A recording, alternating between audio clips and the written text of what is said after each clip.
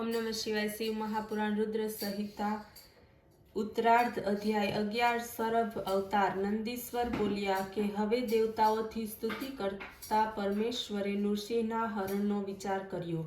તેમણે પ્રલયકારી ભૈરવ રૂપ મહાબલી વીરભદ્રને બોલાવીને કહ્યું, હે ભૈરવ, થોડાક સમયમાં જ દેવતાઓને નૃસિંહથી આ પ્રકારે ભય ઉત્પન્ન થયો ગયો. અતઃ આ નૃસિંહને પોતાના ભૈરવ રૂપથી યથાશીઘ્ર શાંત કરો. પહેલા તો શાંતિથી શાંત કરો, પરંતુ જ્યારે ન માને ત્યારે મારા પરમ ભાવ ભૈરવ રૂપને દેખાડીને તેમને શાંત કરજો. આ પ્રમાણે શિવજીની આજ્ઞા પ્રાપ્ત કરીને ગણાધ્યક્ષ શાંત શરીર ધારણ કરી શીઘ્ર જ ત્યાં આવી પહોંચ્યા જ્યાં નૃસિંહ હતા. જેમ પિતા પુત્રને આગ્રહપૂર્વક શિખામણ આપે તેમ નૃસિંહને સમજાવતા વીરભદ્ર બોલ્યા, હે માધવ, તમે સંસારના સુખ અને સ્થિતિને માટે બ્રાહ્મણોની પ્રેરણાથી અવતાર લીધો છે. પહેલા મત્સ્ય રૂપથી પોતાની પૂંછડીને નૌકાથી બાંધી પ્રલયના સમુદ્રમાં મનુજીને ફેરવ્યા હતા. પછી વરાહ રૂપથી પૃથ્વીને ઉપર લાવ્યા. નૃસિંહ રૂપે હિરણ્યકશ્યપુને માર્યો. આપે જ વામન રૂપ ધારણ કરીને બલિને બાંધ્યો. આપ જ પ્રાણીઓને ઉત્પન્ન કરનાર સ્વામી અને અવિનાશી છો. આપ જ સંસારના દુઃખને દૂર કરનારા છો. આપે નૃસિંહ અવતાર લીધો હતો તે કાર્ય પૂરું થયું છે. હવે આપ આ ભીષણ નૃસિંહ રૂપને શાંત કરો. જ્યારે વીરભદ્રની આ વાત સાંભળીને નૃસિંહ તેનાથી વધુ ક્રોધ કર્યો અને પરાક્રમી વીરભદ્ર સમક્ષ તે દાંત કચડવા લાગ્યા. મહાઘોર તે કઠિન વચનોથી આ પ્રમાણે બોલ્યા, તમે અહીંથી ચાલ્યા જાઓ. હું આ ચરાચર જગતનો આ જ સમયે સંહાર કરી દઈશ. સર્વ જગ્યાએ મારું જ શાસન છે. હું જ સંહાર કરતા છું. મારા ઉપર કોઈનું શાસન નથી. હું સર્વ શક્તિઓનો પ્રવર્તક નિવર્તક છું. મારા જ અંશ તથા શક્તિથી બ્રહ્મા ઇન્દ્રાદિ બધા જ થયા છે. સર્વનો હું સ્વામી છું. વિષ્ણુના આવા અહંકારયુક્ત વચનો સાંભળીને વીરભદ્રને ઘણો જ ગુસ્સો આવ્યો. તેમણે પોતાના હોઠને કંપાવતા કહ્યું, શું આપ સંસારના સંહર્તા શિવને જાણતા નથી?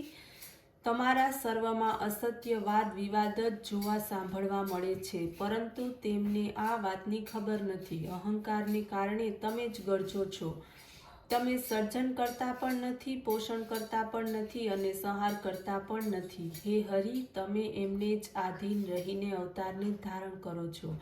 અત્યાર સુધી કૂર્મ રૂપ ધારણ કરી અગ્નિદ્ધ કપાલ શિવજીની અસ્થિમાલામાં જ વિદ્યમાન છે, જેને કોઈ ધારણ કરી શકે તેમ નથી. દક્ષના યજ્ઞમાં મેં જ તમારો શિર છેદન કર્યો હતો. અત્યારે પણ તમારા 5મા પુત્રના મસ્તકને ઉડાવી દેવામાં આવ્યું, જે અવતાર સુધી સંધાયું નથી. શું તમે આ બધું ભૂલી ગયા? આદિથી અંત પર્યંત બધી જ શક્તિ શિવની જ વિસરેલી છે. હે નૃસિંહ, જો તમે તમારા આત્માને અંતર્હિત નહીં કરો તો આ સમયે ભૈરવ રૂપી શંકરનું મોટું વજન તમારા ઉપર પડશે. મૃત્યુને સમાન તે વ્રજઘાત હશે. આ કહીને વીરભદ્ર મૌન થઈ ગયા. અધ્યાય 12 સરભ અવતાર. સનતકુમાર કહેવા લાગ્યા કે જે મહાપ્રજ્ઞ નંદીશ્વર, પછી શું બન્યું તે કૃપા કરીને મને સંભળાવો. નંદીશ્વર બોલ્યા, જ્યારે વીરભદ્ર આ પ્રમાણે કહ્યું ત્યારે નૃસિંહ અત્યંત ગુસ્સે ભરાયા અને તેમના ઉપર તૂટી પડ્યા. આકાશમાં વ્યાપ્ત શિવનું ઉગ્ર તેજ પ્રગટ થયું અને વીરભદ્રે નૃસિંહને પોતાની ભુજાઓમાં બાંધી દીધા.